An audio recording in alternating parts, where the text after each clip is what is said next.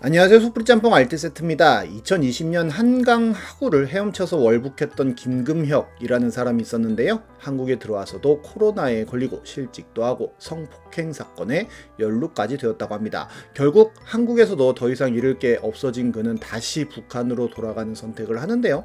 다른 의미로 대단한 사람이 아닌가 하는 생각도 듭니다. 이 사건은 나름 남북한 모두에게 큰 타격을 줬는데 남한은 남한대로 경계에 실패했고 북한은 북한대로 경계에 실패했다는 책임을 지게 되었다고 하네요. 심지어 김금혁 씨의 지인이었던 탈북민 김진아 씨가 김포경찰서에 탈북할 것 같다고 신고까지 했지만 계속 무시를 당했다는 이야기도 했다고 합니다. 이번엔 이렇게 더 이상 잃을 게 없었던 사람들이 벌였던 여러 레전드 사건들을 모아봤습니다. 그럼 한번 볼까요? 첫 번째는 숀 티모시 넬슨입니다. 그는 1978년부터 1981년까지 미군의 육군으로 복무한 적이 있었다고 하는데요. 군복무 후에는 배관공으로 일하면서 1984년에는 결혼도 했다고 합니다. 그런데 1990년 그가 병원에 입원해 있던 도중 병원 경비원과 시비가 붙어서 싸움이 벌어졌는데 그는 병원 측에서 과실 폭행을 저질렀다고 고소해 16만 달러라는 거금을 배상할 것을 요구했지만 법원에서는 받아들여지지 않았고 오히려 병원 측에서 역으로 치료비와 이자 명목으로 6천 달러 정도를 청구했다고 합니다. 이 사건 이후로 그는 91년 이혼을 하였고 92년에는 어머니가 사망했다고 하는데요. 어머니가 사망하자 넬슨은 병원을 의료사고 명목으로 고발했지만 또다시 기각되었다고 합니다. 이후에는 약에 손을 대었고 점점 정신이 이상해졌다고 하는데요. 황금을 찾겠다며 뒷마당에 5m 깊이의 구덩이를 파는 등 기행을 저지르기도 했었는데 94년도엔 배관공 일을 하고 다니던 벤에 실어놓은 모든 장비들을 도둑 맞았으며 오토바이 사고로 인해 목과 허리에 부상을 입기도 했다고 합니다. 장비까지 도난당하고 부상까지 입었던 터라 더 이상 일을 하지 못해 수입이 없었고 집세를 내지 못해 자택이 압류되었으며 가스와 수도가 끊기고 퇴거 통지서가 날아온 데다가 여자친구와 헤어지기까지 했다고 합니다. 그러던 95년 5월 17일 넬슨은 본인의 벤을 몰고 캘리포니아 주방위군 육군기지로 가서 크로우바로 전차의 해치를 하나하나 뜯어보면서 시동을 걸어봤다고 하는데요. 그런데 그가 열어봤던 M60A3는 시동이 걸려버렸고 넬슨은 전차를 타고 그대로 밖으로 나갔다고 합니다. 육군 복무 당시 M60 전차의 조종수였던 그이기에 능숙하게 전차를 운전했다고 하는데요. 넬슨을 막아서는데 실패한 경비원이 곧바로 911에 신고하여 경찰이 출동했지만 그 누구도 그 전차를 막을 방법이 없었습니다.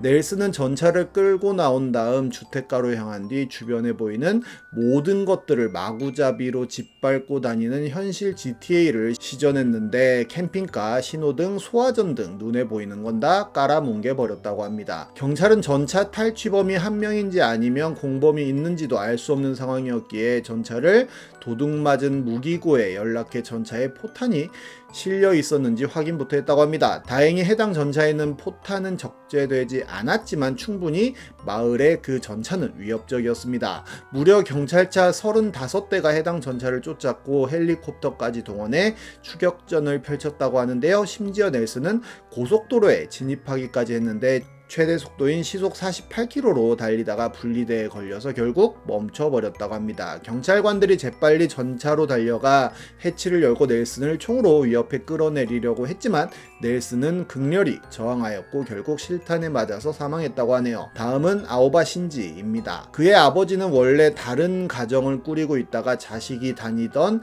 유치원 교사와 불륜 후 재혼했고 이 사이에서 태어난 게 아오바 신지라고 합니다. 직후 전처는 어디론가 사라졌고 생활고가 심해 초등학교 시절 친구의 인터뷰를 보면 아오바의 집은 쓰레기가 가득 차 발 디딜 틈이 없었고 언제나 같은 옷을 입고 있었다고 하는데요. 결국 그는 도둑질을 하는 버릇이 생겼고 중학교 때는 학교에도 거의 오지 않았다고 합니다. 이후 어머니가 집을 나가 새로운 가정을 꾸렸고 아버지는 신지가 21살 때 택시기사로 일하던 중 사망사고를 일으켜 손해배상금을 지불하다 자살했다고 합니다. 신지의 여동생 역시 아버지의 자살 고발 이후 극단적인 선택을 했다고 하는데요. 이후 아오바 신지는 점점 이상 행동을 보이기 시작했는데 알바를 전전하다가 히키코모리가 되었으며 2006년엔 속옷 절도 혐의로 경찰 조사를 받기도 하고 2012년 봄부터는 집세도 체납하고 밤중에 벽을 두드리고 괴성을 지르는 등의 행동도 했다고 합니다. 결국 그해 여름에 편의점에서 2만 1,000엔을 강도하다가 자수하여 3년 6개월을 복역 후 출소했다고 하는데요. 강도죄로 체포된 후 관리인이 그의 방안을 살펴봤을 때 PC와 창문을 해머로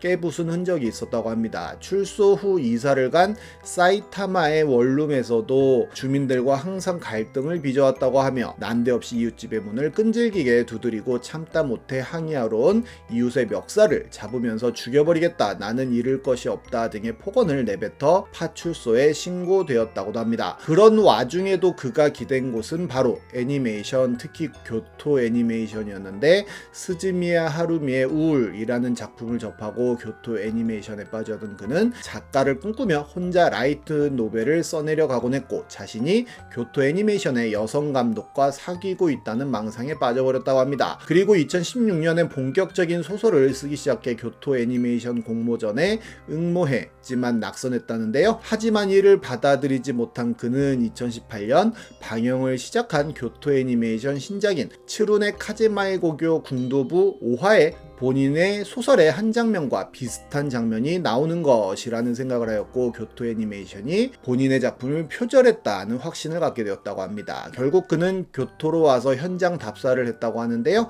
3일간의 답사 후 그는 주유소에서 발전기에 사용한다며 휘발유 40리터를 사갔고 이후 교토 애니메이션에 도착해 제1 스튜디오 정문으로 당당히 진입한 그는 죽어라 라고 외치면서 10리터가량의 휘발유를 뿌리고 불을 질렀다고 합니다. 그런데 휘발유가 본인 몸에도 붙어서 그는 패닉에 빠져 도망갔다고 하는데요. 100m 정도 떨어진 곳에서 주민들의 도움을 받다가 체포되었는데 경찰에 붙잡힌 직후에 표절이나 하고 말이야 라고 외쳤다고 합니다. 체포 당시 가방에서 칼과 망치 등의 흉기까지 나왔다고 하니 본인 몸에 불이 붙지 않았더라면 더욱더 큰 난동을 부렸을 가능성이 매우 높았습니다. 그 피해는 상상 이상으로 굉장히 컸었는데요. 그 건물은 목조 구조물의 나선형 계단, 스프링클러 미설치였다 보니 화재가 매우 빠르게 번졌고 총 36명의 사망자가 발생한 대형 사고였습니다. 그리고 건물이 전소되며 재산상의 피해가 발생한 것은 물론 컴퓨터 하드디스크 안에 있었던 자료들도 불타 소실된 바람에 그동안의 애니메이션 자료들도 영원히 볼 수 없게 되었다고 하는데요. 당시 전신 90%의 화상을 입어 예측 사망률이 97.45%에 달했지만 킨키대학 병원 화산 전문의는 그를 죽음으로 도망치게 만들지 않겠다는 일념으로 필사적으로 치료해 살려냈다고 하며 결국 재판에 넘겨지게 되었는데 사형 판결을 받았다고 하네요. 야마가미 데스야 역시 더 이상 잃을 게 없었던 사람이었는데요. 그는 유명대학 출신의 외조부가 건설회사를 창립하여 부유한 집안에서 태어났고 어머니 역시도 오사카 시립대학을 졸업해 영양사로 근무하고 이모 역시 의사가 되었다고 합니다. 그런데 야마가미가 3살이던 1984년 어머니가 한 종교에 과도한 집회 참가를 하면서 그에 대한 스트레스로 아버지가 스스로 생을 끊었다고 하는데요. 이후로도 어머니는 그 종교에 심취해 모든 재산을 헌금하는 것도 모자라 외조부에게 물려받은 집까지 팔아서 헌금하는 바람에 2002년 파산을 했다고 합니다. 심지어 파산 후에도 어머니는 계속 헌금을 했다고 하는데요. 야마가미는 공부를 잘해서 명문대학을 꿈꾸었지만 금전 문제로 전문대에 진학했고 학자금은 부친 쪽의 친척들이 힘들게 마련하여 대주었다고도 합니다. 결국 그는 2002년